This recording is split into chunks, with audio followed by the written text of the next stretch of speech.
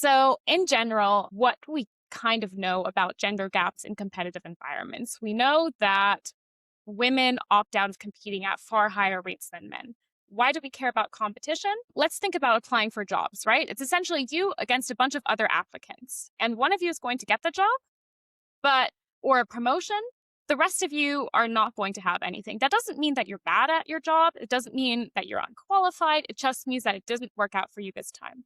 However, if we're thinking about like a longer term perspective, we're going to want to make sure that you keep applying, that you keep trying, because otherwise we'd be losing someone very, very qualified from a role that they're well suited for. Now, if we're thinking about, for example, gender gaps in management, so, right, if you're thinking about like your typical board statistics that only the absolute minority of board members are women, those are like super competitive management fields, and it keeps thinning out as we move to the top.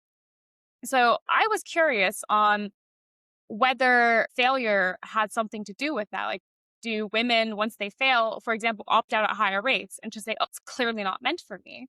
Because that's what some of the lab literature has indicated might be an issue, at least amongst the general population. Obviously, if you've already entered that environment, you're already selecting on a couple of things.